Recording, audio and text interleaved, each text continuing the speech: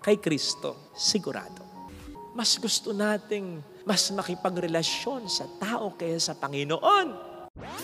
Maraming mga pagkakataong natatanong kaming mga pare, Father, bakit ka nagpare?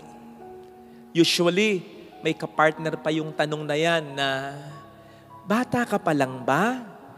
Ginusto mo na yan?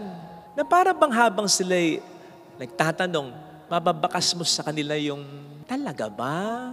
Kasi parang sa tingin nila, napakahirap na desisyon ang magpari talaga. Well, mahirap naman talaga. Mahirap naman talaga yung hindi magpamilya, hindi mag-asawa, hindi mag-anak. Hindi naman kami nagpare dahil ayaw namin ang lahat ng yan. But you know what? Sa maraming mga pagkakataon, lalo na halimbawa sa kaso ko, hindi naman ganong naging napakahirap nung una. Sapagkat katulad sa mga unang alagad sa Ebanghelyo ngayon, hindi naman kaagad-agad ay pinressure na kami ng Panginoon sa ganitong desisyon. Inunti-unti niya muna ako hanggang sa ako ay tuluyang makatugon. Narinig po natin sa ating Ebanghelyo ngayon kung papaanong ganito ang naging pagtawag ni Kristo sa kanyang mga unang disipulo. Ang sabi niya, halika kayo at tingnan ninyo. Natatandaan ko, ito ang isa sa mga paanyaya dati sa mga kabataan para pumasok ng seminaryo. Halika kayo at tingnan ninyo. Come and see. Na para bang, try nyo muna. At hindi muna, magpari ka. Huwag kang mag-aasawa. Huwag kang mag-aanak. O diba? Pag ganyan, sinong maiinggan niya? Kaagad-agad? Nega? No! Sabihin mo munang, come and see. Try mo muna. At yun ang nangyayari sa akin. I tried until I fell in love. O di ba't parang ganyan lang din po kayong mga nag-asawa? At first ba agad, sinabi mo, pakakasalan mo yung taong ito? Na in love ka ba agad? Hindi. Nakipagkaibigan ka muna. Nanligaw ka muna. Nagpaligaw ka muna. Mahirap yatang ipagkatiwala agad ang buhay mo sa isang tao na hindi mo naman kadugo o kaano-ano. Malay mo kung sino ito. Lalo pat later on, sa kanya mo sasabihin ang mga mabibigat na salitang, ikaw lamang ang aking iibigin at itatanging karugtong ng buhay ko. Ngayon at kailanman. Ang bigat niyan. Eh dapat, hinay-hinay lang.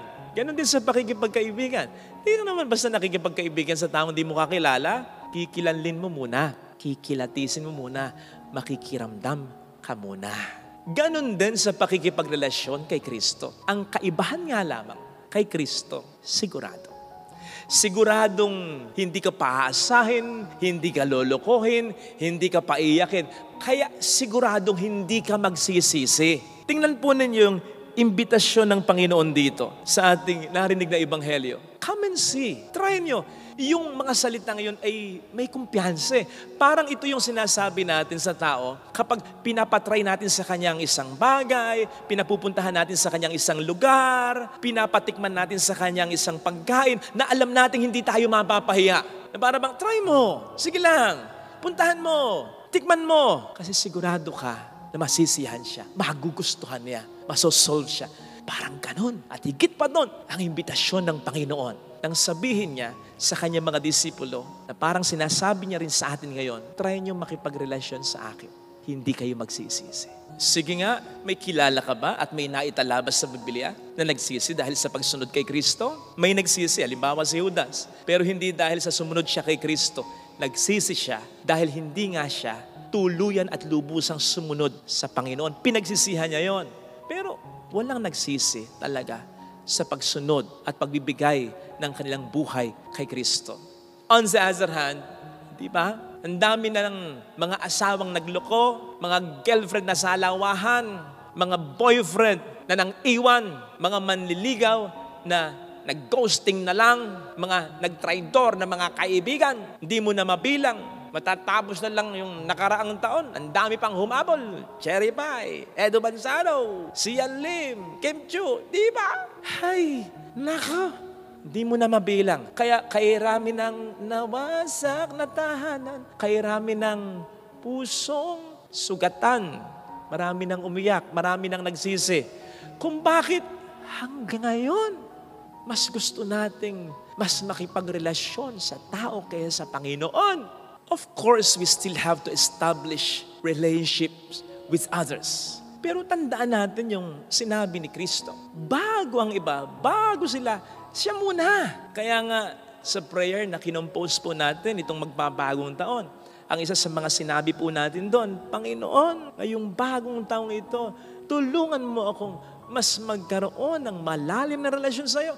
Ang mas magsimba ako, mas magdasal ako, mas lalo akong mas magpakabuting tao.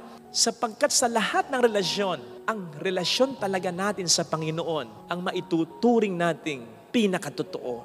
Sa iyong pag nakipagrelasyon sa iyo, parang McDo, siguradong love ka niya. Parang Jollibee, bida ang iyong saya. Parang Rexona, He won't let you down. Kaya hindi ka magsisisi. Unfortunately, we don't really heed His invitation to come and see. Hindi natin siya binibigyan ng pagkakataon. Baka nga kahit kalahati lamang ng ibinibigay nating pagkakataon sa tao na ating nakakarelasyon. Hindi tayo faithful sa Kanya, katulad ng sinasabi sa ating unang pagbasa. Salawahan tayo sapagkat tayo'y nagkakasala. Yung magkaroon lang tayo ng panahon para makipag-usap sa Kanya, lalong-lalo na yung pagsisimba na lang, itinuturing pa nating obligasyon na parang utang na loob pa sa atin ng Panginoon. At kapag nakararanas tayo ng problema, ang bilis nating magtampo sa Kanya.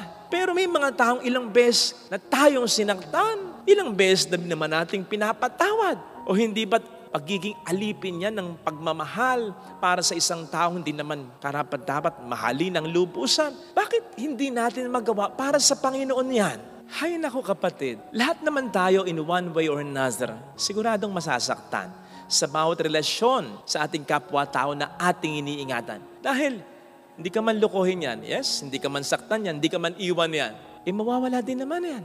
Hindi man malayo sa yan, mamamatay yan, kung hindi ka man mahaunad yan. And so, there will always be pain. Sana naman, kapag naranasan na natin yung sakit na yan, o kung maranasan natin ang sakit na yan, maisip agad natin na tanging ang relasyon lamang sa Panginoon ang dapat nating unahin at pakaalagaan natin. Hindi yung ibang relasyon na naman ang pagtutuunan natin. Ay, sasaktan at sasaktan lamang natin paulit-ulit ang sarili natin. May dahilan mga kapatid kung bakit kahit magkasamang utos na mahalin natin ang Diyos at mahalin natin ang ating kapwa, ay inuna pa rin ng Diyos ang utos na mahalin natin siya. May dahilan kung bakit sinabi niya na mahalin natin siya ng buong buo, buong puso, buong kaluluwa, buong pag-iisip at hindi ang iba. May dahilan kung bakit sinabi niya na ang magmahal sa kanyang ina, sa kanyang asawa, sa kanyang anak, nang higit sa kanya ay hindi karapat-dapat sa kanya. At may dahilan kung bakit sinabi niya na hindi tayo dapat magkaroon ng ibang Diyos liban sa kanya. At ang dahilan ay sapagkat siya lamang naman talaga ang nag-iisang pinakakarapat-dapat na mahalin natin ng buong buo at lubusan. Dahil hindi niya tayo iiwan, hindi niya tayo pababayaan. Hindi niya tayo sasaktan, hindi niya tayo kalilimutan. Ito po sana ang biyaya na ating makita at maranasan mula sa ating banal na pagdiriwang kung ayaw natin na patuloy na masaktan. Amen. Noong panahong iyon, naroon uli si Juan at ang dalawa sa kanyang mga alagad. Nakita niya si Jesus na nagdaraan at kanyang sinabi, "Ito ang kordero ng Diyos." Narinig ng dalawang alagad ang sinabi niya at sumunod sila kay Jesus. Lumingon si Jesus at nang makitang sumusunod, sila ay kanyang tinanong, "Anong hinahanap ninyo?" Sumagot sila, "Saan po kayo nakatira, Rabay?" Ang kahulugan ng salitang ito'y guro. "Halik kayo at tingnan ninyo." Ani Jesus.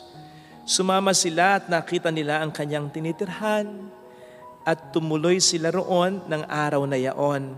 Nooy mag-iika-akapat na ng hapon. Ang isa sa dalawang nakarinig kay Juan ay sumunod kay Jesus. Ay si Andres na kapatid ni Simon Pedro. Una niyang hinanap ang kapatid niyang ito at kanyang sinabi sa kanya, "Natagpuan namin ang Mesiyas." Ang kahulugan ng salitang ito'y Kristo. At siya'y sinama ni Andres kay Jesus. Tiningnan ni Jesus si Simon at sinabi sa kanya, "Ikaw si Simon na anak ni Juan. Ang ipapangalan ko sa iyo'y Cephas." Ang katumbas ng ngalang ito'y Pedro. Mga kapatid,